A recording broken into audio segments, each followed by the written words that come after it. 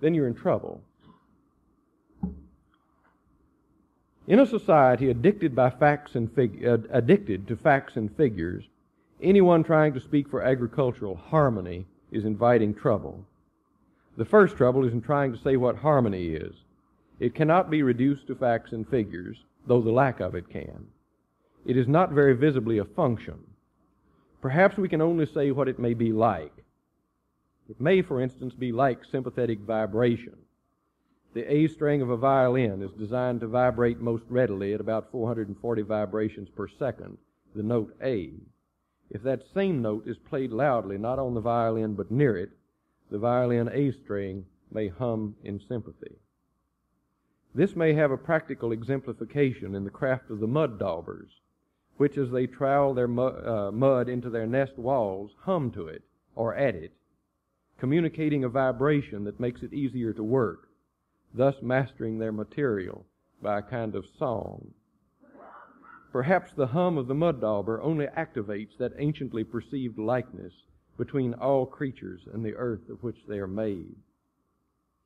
For as common wisdom holds, like speaks to like. And harmony always involves such specificities of form as in the mud dauber's song and its nest, whereas information accumulates indiscriminately, like noise. Of course, in the order of creatures, humanity is a special case. Humans are not involved in harmony naturally, like mud daubers. For humans, harmony is always a human product, an artifact, and if they do not know how to make it and choose to make it, then they do not have it. And so I suggest that for humans, the harmony I am talking about may bear an inescapable likeness to what we know as moral law, or that for humans, moral law is a significant part of the notation of ecological and agricultural harmony. If you don't covet your neighbor's property, you see, you don't need a planning commission.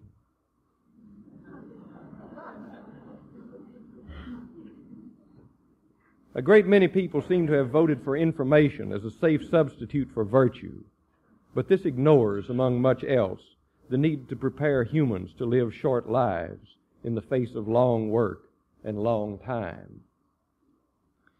Perhaps it is only when we focus our minds on our machines that time seems short. Time is always running out for machines. They shorten our work in a sense popularly approved by simplifying it and speeding it up. But our work perishes quickly in them too as they wear out and are discarded. For the living creation, on the other hand, time is always coming. It is running out for the farm built on the industrial pattern. The industrial farm burns fertility as it burns fuel. For the farm built into the pattern of living things, as an analog of forest or prairie, time is a bringer of gifts. These gifts may be welcomed and cared for. To some extent, they may be expected. Only within strict limits are they the result of human intention and knowledge. They cannot, in the usual sense, be made. Only in the short term of industrial accounting can they be thought simply earnable. Over the real length of human time, to be earned, they must be deserved. From this rather wandering excursion, I arrive at two conclusions. The first is that the modern prototype of an intelligent person is probably wrong. The prototypical modern intelligence seems to be that of the quiz kid, a human shape barely discernible in a fluff of facts. It is understood that everything must be justified by facts, and facts are offered in justification of everything. If it is a fact that soil erosion is now a critical problem in American agriculture, then more facts will indicate that it is not as bad as it could be, and that Iowa will continue to have topsoil for as long as 70 more years. If facts show that some people are undernourished in America, further facts reveal that we should all be glad we do not live in India.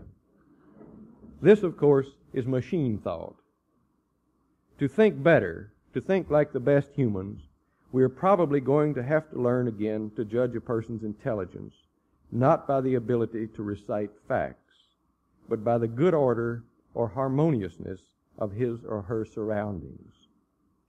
We must suspect that any statistical justification of ugliness and violence is a revelation of stupidity.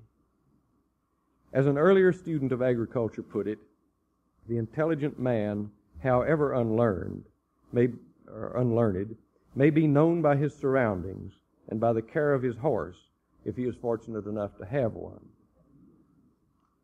My second conclusion is that any public program to preserve land or produce food is hopeless if it does not tend to right the balance between numbers of people and acres of land, and to encourage long-term, stable connections between families and small farms. It could be argued that our nation has never made an effort in this direction that was knowledgeable enough or serious enough. It is certain that no such effort here has ever succeeded.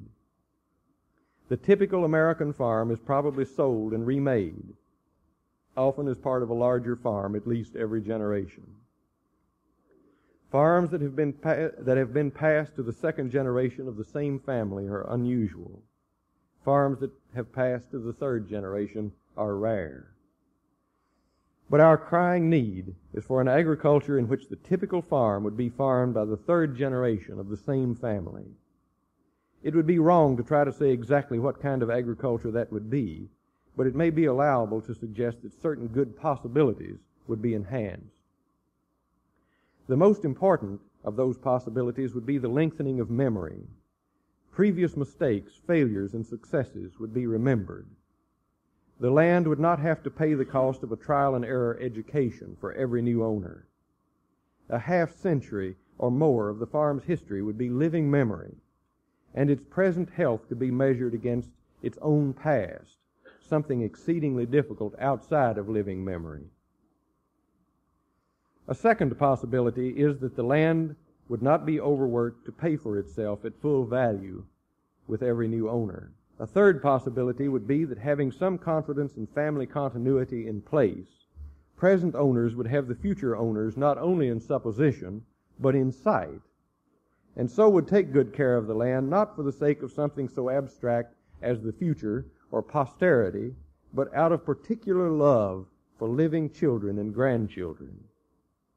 A fourth possibility is that, having the past so immediately in memory and the future so tangibly in prospect, the human establishment on the land would grow more permanent by the practice of better carpentry and masonry. People who remembered long and well would see the folly of rebuilding their barns every generation or two and of building new fences every 20 years. A fifth possibility would be the development of the concept of enough. Only long memory can answer for a given farm or locality how much land is enough, how much work is enough, how much livestock and crop production are enough, how much power is enough. A sixth possibility is that of local culture. Who could say what that would be? As members of a society based on the exploitation of its own temporariness, we probably should not venture a guess. But we can perhaps speak with a little competence of how it would begin. It would not be imported from critically approved cultures elsewhere. It would not come from watching certified classics on TV. It would begin in work and love.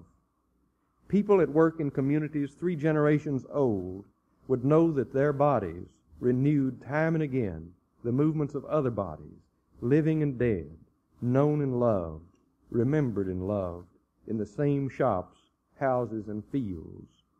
That, of course, is a description of a kind of community dance, and such a dance is perhaps the best way we have to describe harmony.